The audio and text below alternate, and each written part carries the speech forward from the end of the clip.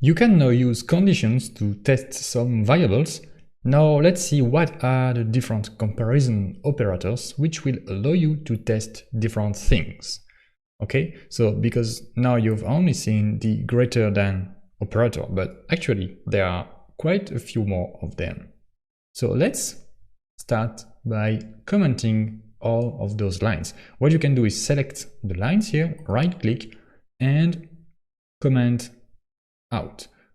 You can also, or just toggle comment here. You can also use that shortcut if you want to. Great, so now if I just run the script, nothing will appear here because those lines won't be executed. So let's create a variable here. Let's say a equals 5. And now I'm going to show you all of the most common condition operators. So the condition operators, you will use them inside the if statement. Okay, so for now you have seen if a is greater than 5, let's say, print, let's just print okay. And let's see how it goes. And as you can see, okay is not printed because here it is strictly greater than 5. Okay, so 5 is not strictly greater than 5. Okay, so if I put 4 here, then it will work, but with 5, it will not work. What we can do is we can ask to check if a is greater or equal, and in that case, it will work. Okay, so you can use the greater, which is strictly greater than, or the greater or equal. And now, of course, you have the opposite, which is lower than. Okay, so let's test if a is lower than 6, which is true here because 5 is lower than 6. And now, if I go back to 5 here, of course, 5 is not lower strictly than 5. Okay, so this is strictly lower than. And now I can use lower or equal, and it works in that situation. So to compare if something is greater or lower than something else, you can use the lower than or the greater than operator. And if you want, you can add an equal sign, which means greater or equal, or lower and equal. So you already have 4 different comparison operators. And now another one which is also very quite useful is the equal operator. And the equal operator, it's very important that you pay attention to that. You must put 2 equals. That is a very common mistake among beginners, is that you only test a equals 5 like that. When you are not used to programming, it can really make sense to write that if a equals 5, which seems normal, but it won't work. You have to write if a equals 5. Okay, if you don't do that, you may not have an error, okay, or you will have an error that will be quite hard to understand. So this is very important that you put the 2 equal signs, okay? So this will test, of course, the equality. If I run a script, I have, okay, because a is 5 and we test is 5 equal to 5, yes. If I change to any other value, of course, it will not work. So let's put 5 here. And now you have the operator to test the difference, which is just the opposite. And instead of the first equal, you will put a exclamation mark. So exclamation mark equal means different. Okay, so if a is different than 5, we print okay. Okay, which is not the case here. So let's put 7. 5 is different than 7, we print okay. So quick recap here.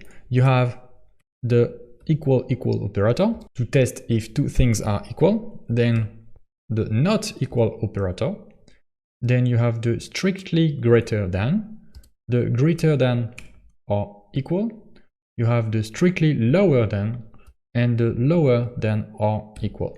So that are the 6 operators that you will use most of the time. And now we can go further than that, because here we are testing only one condition. what you can do is test a set of conditions. So let me explain. Let's say you want to test if this number is inside a range of numbers. Let's say if the number is greater than 10 and if the number is lower than 20. Okay, this is a specific condition that you cannot just test with one conditional statement. So what you can do, let's say we want to say if a is greater than 10, let's say greater or equal. And we also want to make sure that a is lower than 20. So in that case, we can use the AND operator, okay? So if a is greater or equal than 10 and a is lower than 20, strictly lower, we print, okay, so now let's say that a is 14, run the script, it runs. Okay, if now a is 9, it will not work, and if a is 21, it will not work. So it will only work if a is between 10, okay, so exactly 10 until 19. So if I test 20, it will not work either because this is strictly lower than. So as you can see with the AND operator, we are only executing the following block of code if both of the conditions are true, okay? If only one of them is true and not the other one, then the block of code will not be executed. You can add many AND, okay? You can add many conditions and each one of them will be evaluated, and if each one of them is true, then we enter the following block of code. So you have the AND, but you also have the OR operator. So let's make a different condition to see an example. Let's say that you want to only go inside that block of code if the a is equal 10 or 20 or 30, one of them. So you are testing a equals 10 or a equals 20 or a equals 30. So what will happen here is that this will be evaluated to true if only one of the conditions is true, okay? So let's run it. You can see, okay, now if I put, let's say 13, we don't go into that block of code because that condition is false, that condition is false, and that one is also false. So none of them are true, so which means that we are not going into the following block of code. Now if I put 20 here, it's working. If I put 30 here, it's also working. And of course, you can also combine different OR and AND operators inside the same condition. Okay, you can make very long conditions if you want to. Let's take an example where I want to check if a equals 10 or if a is between 20 and 30. So I'm going to do a is greater or equal than 20 and a is lower than 30. Okay, and in that case, you may want to add some parentheses here. Because here, the order of the test you want to make is not that explicit, okay, if you don't add the parentheses. Here, what you are asking to do is to make a OR comparison between that condition and that condition, okay. If you don't have the parentheses, then the OR will be between this one and this one only.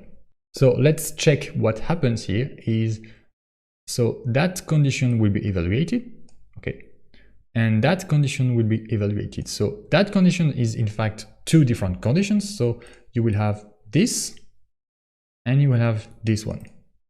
So this will be evaluated to true or false. This will be evaluated to true or false, and then you have the combination of the two. So because you have AND, that condition here, that big condition with the parentheses, will only be true only if both of the conditions are true, okay? So then you have a result true or false with that. And finally here, you have a result here true or false, a result here true or false, and then you have the or operator between two. And if one of them, so if that is true or if that is true, then the condition for the if is true, and we go to execute that code. So let's run the script actually. You can see with 30, nothing happens. Let's say I put 23. We have okay. Because, okay, that is false, okay? A is not equal to 23. But that condition here is true, okay? Because A is greater or equal than 20, okay? And A is lower than 30. So this is true. And because we have a or, this is then true. Now, if I use 10, it also works, okay? Because that will actually be false. But this is true. So because of the or, because we only have one of them which is true, the or will make the condition to be true. So as you can see, the conditions are very, very useful in your programs, so you can create actual dynamic programs, okay? And you can decide to execute only some of the instructions depending on some specific conditions. And with the different comparison operators, you can really customize your application a lot. As you can see here, the amount of customization is infinite.